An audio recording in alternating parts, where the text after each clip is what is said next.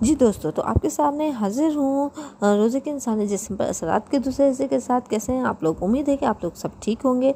हमारे साथ कंटिन्यू रहिएगा, स्टे कनेक्टेड रहिएगा, क्योंकि पहले से 15वें रोज़े तक तो मैंने आपको फर्स्ट वीडियो में बता दिया है। अब 16वें से 30वें रोज़े तक आपकी बॉडी में क्या क्या चेंजेस आते हैं उसके हवाले से मैं बात करने जा रही हूँ।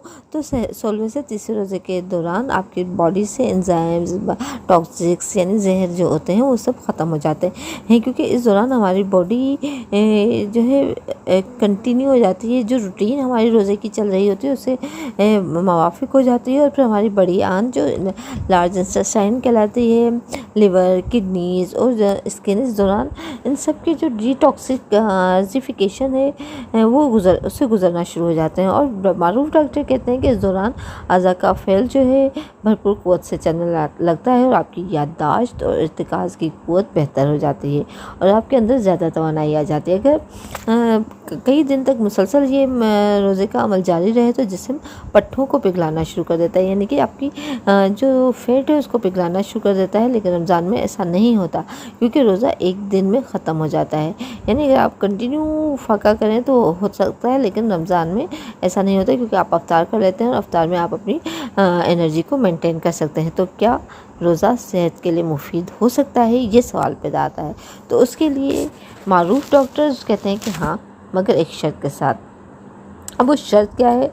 वो शर्त ये है कि ज़रूरी है कि खुराक मुतवाज़न और उसमें लहमियात, नमक और पानी शामिल रहे। रोज़ा सेहत के लिए अच्छा है, क्योंकि इससे हमें इस बात पर गौर करने का मौका मिलता है कि क्या खाना और कब खाना है। अलबत्ता मैं इसका मशवरा नहीं दे सकती कि 1 महीने से ज़्यादा अरसे तक आप रोज़े जारी रखे जाएँ।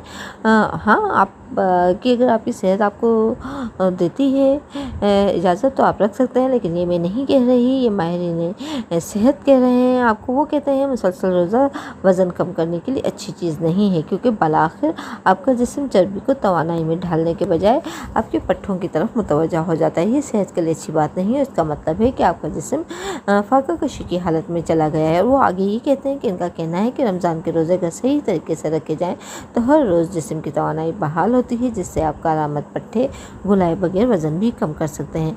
अब देखिए ना, रोज़े में हम सुबह सहरी में उठते हैं, फिर सारा दिन अपने अपने ड्यूटीज़ कर रहे होते हैं, काम कर रहे होते हैं, और फिर अफ्तार के वक्त हम खाते हैं, जो है अफ्तारी करते हैं। लेकिन अफ्तारी के वक्त बहुत सारे लोग क्या करते हैं कि वो जो है हम ये भी खा लें, हम वो भी खा लें, हम दही भल्ले भी खा लें, हम फ्रूट चाट भी खा लें, हम समोसे, पकोड़े, कोल्ड ड्रिंक वगैरह ये सब चीज़ें वो इकट्ठी खाना शुरू कर देते हैं। तो इससे क्या होता है, आपका मैदा ख़राब हो सकता है, आपकी सेहत पर असर पड़ सकता है। इसके लिए आपको चाहिए कि अपनी अफ्तार में सेहतमंद चीज़ें रखें, जिससे आपकी बॉडी में एनर्जी आए। ऐसा ना हो कि आपकी बॉडी वेट गेन करे, लेकिन एनर्जी जब आएगी तो आपका की शुगर लेवल भी नॉर्मल रहेगी और आप सेहतमंद भी रहेंगे। इसके साथ आज से के लिए दें इजाज़त, फिर मिलेंगे। स्टे